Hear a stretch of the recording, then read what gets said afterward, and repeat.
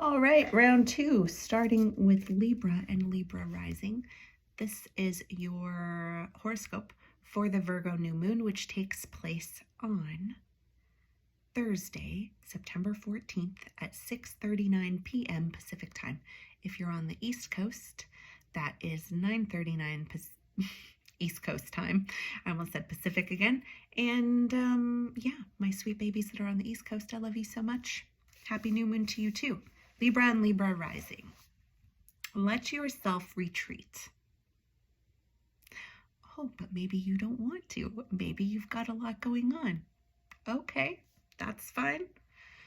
Or go ahead and reschedule those plans. If you thought that you were going to be game for some kind of activity on Thursday night and maybe even on Friday, and I know Friday is Venus Day and you were ruled by Venus, and sometimes it's so fun. If you're feeling some uncertainty about whether or not to do the thing, if it's maybe like happy hour or whatever, I encourage you, where there is some confusion about whether or not to go, to take that as an indicator, especially if you've been tired, that a rest could be useful. Rest and retreat. And this is going for Thursday and Friday. If you go ahead and do the resting things on Thursday and Friday, I think it's completely possible that the weekend is going to be super fun. Or you could also extend the retreat energy into the weekend and do something that is like sound bath type of stuff, or going to do like a group meditation if that speaks to you, or going out to be with the trees and just enjoying nature, something sort of low-key, as though you're at a retreat. Try that out, okay? Scorpio and Scorpio rising.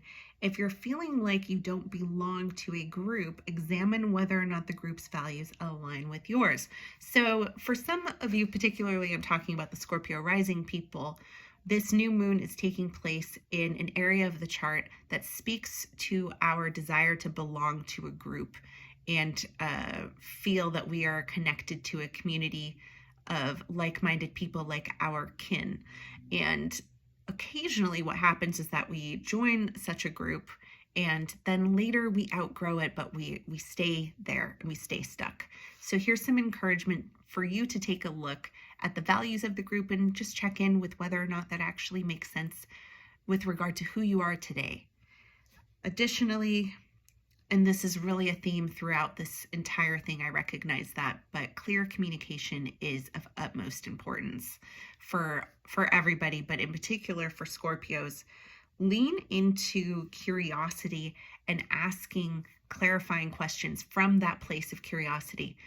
There's some potential here during this, the way that this energy is for the next couple of days, for people to misconstrue your question asking for interrogation, and you connecting with your own curiosity instead of trying to like lead someone to reveal something to you is going to be much better.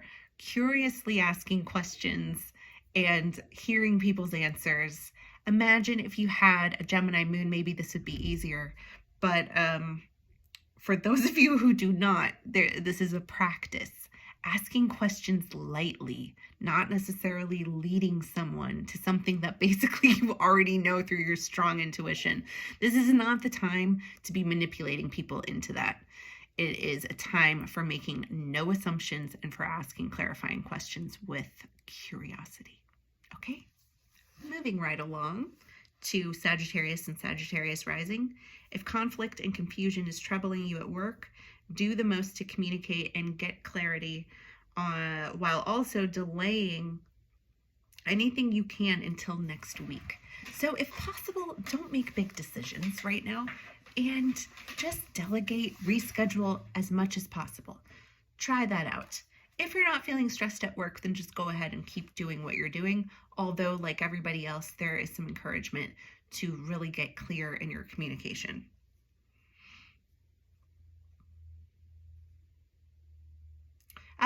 Here's some encouragement for you, Sagittarius. It is okay to admit that you don't know something. In fact, there are some people who will be really impressed if you just say that out loud, because they're used to a lot of folks like blowing smoke, pretending that they know everything, or like deflecting when they don't know.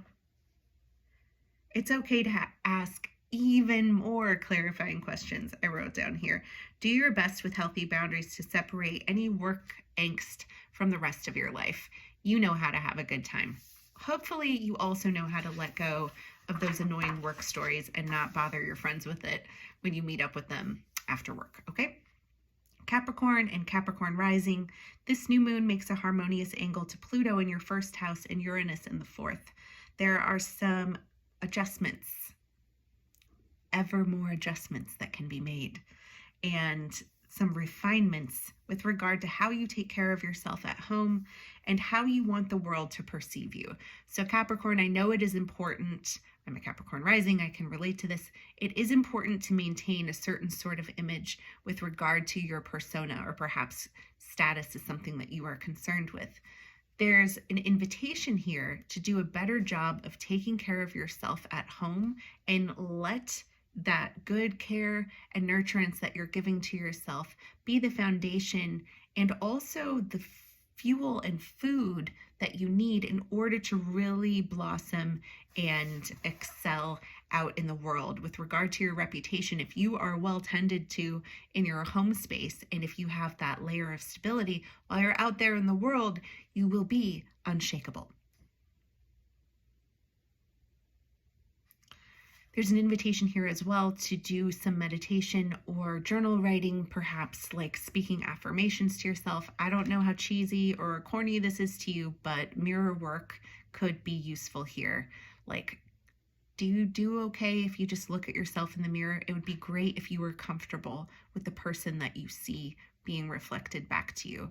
And chanting mantra or journaling something like a gratitude list to really just like get you in touch with what's important to you, what you value, and remembering that your integrity is you being aligned with your own personal values, not necessarily the values of the corporation that you work for or the group that you're part of. So this is getting a little bit more personal, okay?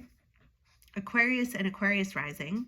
Power comes through emotional and energetic awareness. Sensitivity is a superpower, and you may find yourself extra psychic right now. Actually, many people I'm hearing are having this experience. This could be making or bringing up in you some feelings of being frazzled or even feeling raw, maybe some pain. Check in with whether or not what you're feeling is yours or if it belongs to someone else. When we have these heightened states of senses, I think you get what I'm saying. Excuse me. It's getting a little bit wonky. I'm almost done. I can do this. Okay. Let me go back just a little bit. Sensitivity is a superpower, and you may find yourself extra psychic right now, which could be having you feeling extra frazzled and raw. If you're feeling pain and discomfort and also a bit discombobulated, there's an invitation for you to check in with yourself about whether or not what you're feeling belongs to you and to get clear about what's yours and what's someone else's. You may have opportunity to experience an opportunity is like making it sound too good. It's not pleasant, but you might be witnessing abuses of power, or you could be a person who is misusing power yourself. When this happens, in either scenario, it's very likely that what comes up is something like a trauma response. And there's an invitation here to be really careful with yourself and with your own nervous system and to calm yourself and become stable before you attempt to go into some sort of like helper support role to attempt to make something better with the person who was essentially perpetrated against by the misuse of power.